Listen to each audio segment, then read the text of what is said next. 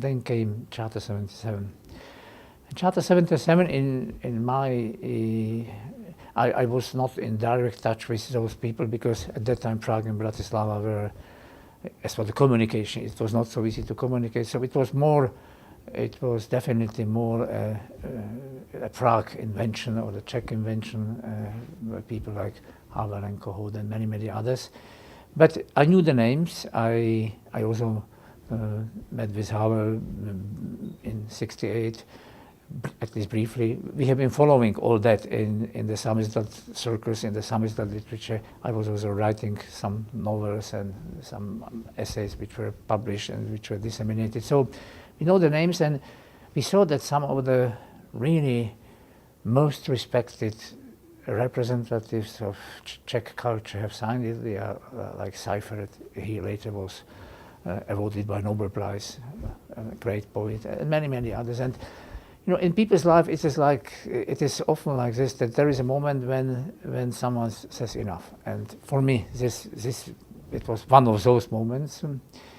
And so at that time, the Communist Party organized formal meetings practically in every workplace, in every school, in every company, in every firm, that people were gathered, and they had to sign so-called anti-Charter manifest without reading Charter 77. It was just a symbolic gesture and so on. And it was not very nice to see some famous, again, artists who gathered in National Theatre in Prague and who somehow expressed their support for Communist Party against those, you know, those associates and dissidents and so on. And so I then signed up this anti-Charter, and then I had to leave that work. We were writing and publishing either in some semi-official journals in Samizdat, then I was writing some novels, and then I also joined the environmental movement. So I have been functioning in several circles, and at that time, we as sociologists, we came with this concept of positive deviancy. So positive deviancy means that the person is a positive deviant if he or she doesn't adapt to the prevailing attitudes, but the prevailing attitudes do not have to be very good attitudes, right? But they are just, and prevailing attitudes were adapt. Don't show up, don't raise your voice, don't require your rights, just adapt and try to find your way how to survive.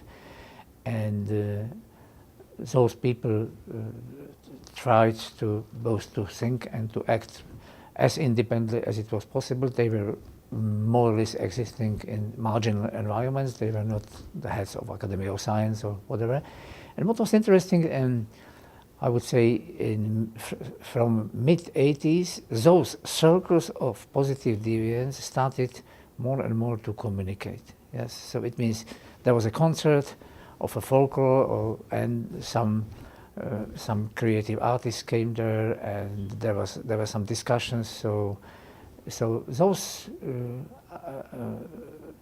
you know, those different environments started not only they started to communicate. They started somehow to learn what you are doing, what we could do. They started more to communicate. The previous atomization of public discourse has been at least slightly weakened, and the communication definitely increased. Although with Gorbachev and with Perestroika and with Glasnost, the communists, at least formally have been behaving like, yes, of course, we will also allow, you know, more free space for discussion. So, as far as it was possible, also in official media, there were some interesting articles or essays, and there was also in Slovakia quite a strong movement of secret church.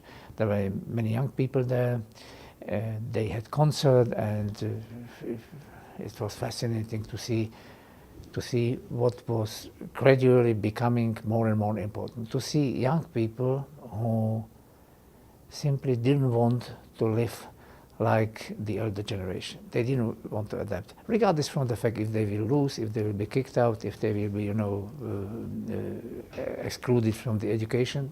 They are gradually getting more and more aware, and this is, in my understanding, there is an anthropological constant in people's life. And it is like there is a spiritual vertical, there is also this anthropological concept of freedom. And it was fascinating to see how those people gradually have been growing up and how practically they were those who were enjoyed in some acts of civic activism, let it be in church or let it be in environment or let it be something artistic or whatever.